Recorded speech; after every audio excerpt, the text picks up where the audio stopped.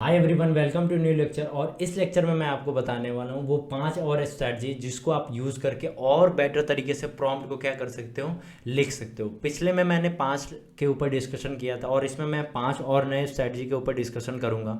सबसे पहले आता है हमारा description and goal.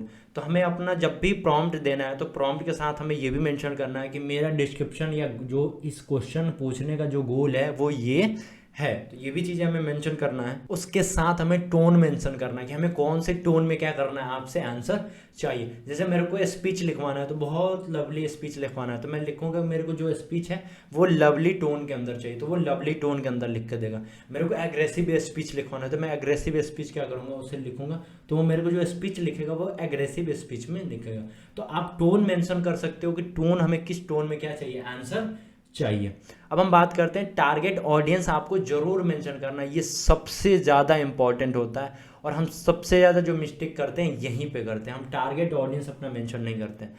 For example के लिए आप चैट जीपीटी खोलना, जब भी आप लिखोगे राइट समरी या right 10 student name, basic question जो हम लोग बचपन में लिखा करते थे कि 10 बच्चों का नाम लिखो, तो मैं लिखूंगा चैट जीपीटी पर राइट 10 स्टूडेंट नेम, तो वो मेरे को अमेरिका यूएस का यहाँ का क्या करेगा, बच्चों का नाम लिख करके देगा। तो हम जब उससे मेंशन नहीं करेंगे कि मेरी जो ऑडियंस है वो इस बेस का है या मेरा जो क्वेश्चन है वो मेरे को इस बेस पे आंसर चाहिए, ये तब तक हमें आंसर अपने बेस पे नहीं देगा। आगे के लेक्चर में आपको ये सारा चीज़ मैं प्रैक्टिकली करके दिखाऊंगा कि प्रॉम्प्ट्स लिख रहे हैं तो किसके बेस पे आंसर दे रहा है, जब ऑडियंस मेंशन कर रहे हैं तो क्या आंसर हो रहा है, चेंज हो जा रहा है। तो बेटर प्रॉम्प्ट्स का जो रिजल्टिंग है वो ये सारे स्ट्रैटेजी हैं जिसको हम लोग यूज़ करते हैं। तो आपको हमेशा अपना मेंशन करना है टारगेट ऑडियंस आपका किस एज ग्रुप का है। जैसे मेरे को बच्चों के लिए कुछ चीज़ें लिखना है, स्टोरी, तो मैं बच्चों का मेंशन करूँगा कि देखो बच्चों के लिए पोएम लिखना है, बड़ों के लिए पोएम लिखना है तो बड़ों के लिए भी पोएम होता है, शायरियाँ होती हैं, तो वो उसके हिसाब से हमें क्या करेगा, लिख करके देगा। तो आप हमेशा अपना टारगेट ऑडियंस को क्या करो, मेंशन करके रखो। उसके बाद बात आता है पर्पस। आपका पर्पस क्या है, जो आपने उससे क्वेश्चन पूछा है उसका पर्पस क्या है। अच्छा, मेरा पर्पस इस क्वेश्चन पूछने का मतलब ये है, तो इस चीज़ों को आप हमेशा उसके अंदर क्या करो, मेंशन करो। बात करते हैं उसके बाद लास्ट जो है हमारा स्ट्रैटेजी वो है हमारा कीवर्ड का, कि कीवर्ड एटलीस्ट आपको पता होना चाहिए कि ये कीवर्ड हमारे बातों के अंदर होनी चाहिए। जैसे हम बहुत बार बात करते हैं, कहते हैं कि मेरे को क्या करना है, एक अच्छा सा कविता लिखना है, ये 3 लाइन है, इसको और एक्सपेंड करके लिखना है। तो वो जब तक मैं 3 लाइन का कीवर्ड नहीं दूंगा ना तब तक वो मेरे को आगे लिख करके नहीं देगा। फॉर एग्जांपल के लिए मैंने चैट जीपीटी से बोला कि मेरे को एक मेल लिख करके दीजिए, तो वो मेरे को सबसे पहले तो यूएस का स्ट्रक्चर मेरे को पूरा पूरा मेल लिख करके दिया, इंडियन स्ट्रक्चर पे नहीं दिया। तो मैं उसे मेंशन किया कि मेरे को इंडियन स्ट्रक्चर पे मेल चाहिए, तो उसने मेरे को इंडियन स्ट्रक्चर पे मेल लिखा। मैं उसे मेंशन किया कि मेरा रीजन जो है ना ये है मेल लिखने का, ड्यू टू दिस रीजन, और किस एरिया में मैं मेल भेजना चाह रहा हूँ मैंने वो भी मेंशन कर दिया। अपने ऑडियंस का भी मेंशन कर दिया कि मेरा ऑडियंस जो है ना इस कैटेगरी का है, ठीक है। तो मैं जब वो मेंशन किया ना तो वो मेरे को बहुत ही अच्छे तरीके से क्या किया, वो सारा कीवर्ड यूज़ करके लिखा। मैं दिल्ली यूज़ किया था, दिल्ली को भी यूज़ किया है। मैंने इंडिया कीवर्ड यूज़ किया तो इंडिया के बेस पर उन्होंने आंसर मेरे को इंग्लिश में। ये जितनी भी सारी चीज़ें हैं इसको आप क्या कर सकते हो, यूज़ कर सकते हो एक बेटर प्रॉम्प्ट लिखने के लिए। जो मैंने इस लेक्चर में 5 आपको प्रॉम्प्ट बताया ना उसको और अच्छे से समझाने के लिए मैं आपको बता सकता हूँ कि जब भी आप प्रॉम्प्ट लिखो तो उसका एक डिस्क्रिप्शन बना लो, ठीक है, कि इस प्रॉम्प्ट का डिस्क्रिप्शन ये है। तो हमेशा डिस्क्रिप्शन और उसका गोल आपको पता होना चाहिए। देखो भाई जो मैंने पूछा है उसका डिस्क्रिप्शन ये है और उसका गोल ये है। उसके बाद बात करते हैं टोन ऑफ मूड, कि हमेशा वॉइस मेंशन करके रखो। अगर मेंशन करना इतना आपको जरूरी लग रहा है कि नहीं मेरे को और बेटर रिजल्ट चाहिए तो आप वॉइस क्या करो, टोन मेंशन कर दो, ठीक है। उसके बाद बात आता है टारगेट ऑडियंस, आप अपना मेंशन जरूर करो, ठीक है, कि किस लोकेलिटी का है, किस एज ग्रुप का है, किस तरीके का वो चीज़ें देखना पसंद करता है, क्या उसका इंटरेस्ट है। तो ये मेंशन करोगे ना तो आपके जो स्क्रिप्ट है और बेटर से बेटर तरीके से वो लिख करके आपको क्या करेगा, देगा। अगली बात करते हैं कि पर्पस आपका क्लियर होना चाहिए कि क्या गोल है, क्या इंफॉर्मेशन आपको उससे चाहिए, ठीक है। कीवर्ड हमेशा मेंशन करना चाहिए, हम जो भी हमें कीवर्ड के ऊपर आंसर चाहिए। बात करते हैं कि जो हमने अभी आपको बताया ये 10 फिल्टर थे, 10 स्ट्रैटेजी मान लीजिए या 10 फिल्टर मान लीजिए। इसमें से अगर एक फिल्टर लगाओगे तो थोड़ा सा अच्छा आंसर आएगा, 2 फिल्टर लगाओगे तो और अच्छा आंसर आएगा, 3 फिल्टर लगाओगे तो और अच्छा आंसर आएगा, ठीक है।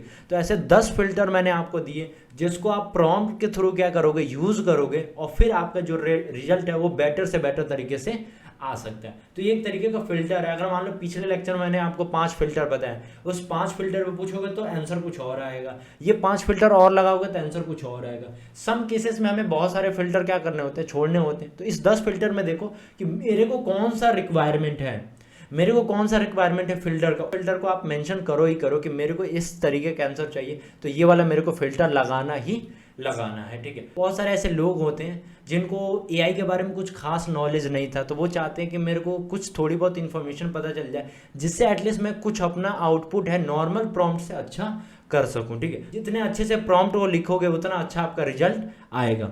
मैं बात करता हूं कि आपको 3 चीज़ें देने वाला हूं। ये 3 ऐसे आपके क्या है स्ट्रैटेजी हैं जिसको आप एज अ बिगिनर हो तो यूज कर सकते हो किसी भी डोमेन के अंदर। पहला जो हमारा है वो है हमारा आर, दूसरा जो है हमारा ई, और तीसरा जो है हमारा बी। R E B. अब आर ई बी क्या होता है, हम आर में सबसे पहले हम राइट डेजिग्नेशन देंगे कि ये जो चैट जीपीटी है उसे मैं एक डेजिग्नेशन दूंगा। जैसे मान लो कि मैं दूंगा कि you are a student, chat GPT को मैं बोल रहा हूँ कि आप एक स्टूडेंट हो और आई एम अ टीचर, मैं एक टीचर हूँ। तो मैं आपको ये सवाल अगर पढ़ा रहा हूँ इस तरीके से, मैं अपना पूरा वहाँ टेक्स्ट लिखूंगा, तो वो आपको समझ में आ रहा है कि नहीं आ रहा, तो वो चैट जीपीटी बोलेगा कि मेरे को थोड़ा बहुत समझ में आ रहा है, क्योंकि उस बेसिस पे वो हमें आंसर करेगा। तो पहले हमने उसे रोल किस चीज़ का दिया, एक स्टूडेंट का दिया, जिसे आपको करना बहुत ज़्यादा क्या है जरूरी है।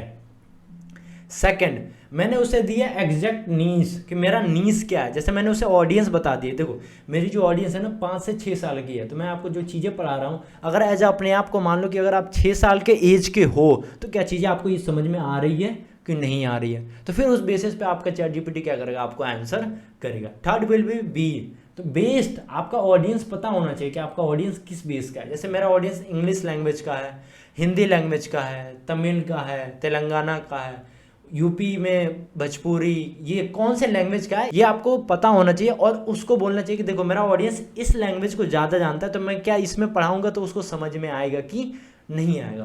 तो ये 3 स्ट्रेटजी है आर ई बी, जिसको आप यूज कर सकते हो चैट जीपीटी से प्रॉम्प्ट लिखवाने के लिए।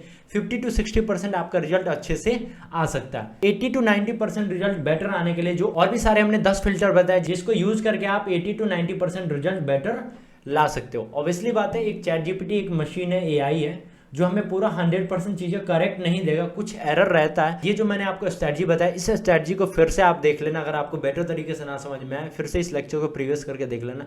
बट ये जो मैंने 10 आपको चीज़ें बताई ना, ये बहुत ही ज़्यादा यूजफुल होने वाला है आपके लाइफ के अंदर। चैट जीपीटी आप जैसे यूज़ करोगे ना, उसमें ये चीज़ें मेंशन करोगे ना, तो आपका जो आंसर कहीं ना कहीं इधर एक नीचे की तरफ गिर रहा था ना, वो एक टॉप लेवल पे आपका आंसर जाने लगेगा, ठीक है। तो आई होप कि मैंने जो भी आपको स्ट्रैटेजी बताया वो पूरा का पूरा आपको समझ में आया होगा। तो आई होप कि ये सारी चीज़ें आपको समझ में आई होगी। तो मैं मिलता हूँ आपसे एक नए लेक्चर के अंदर।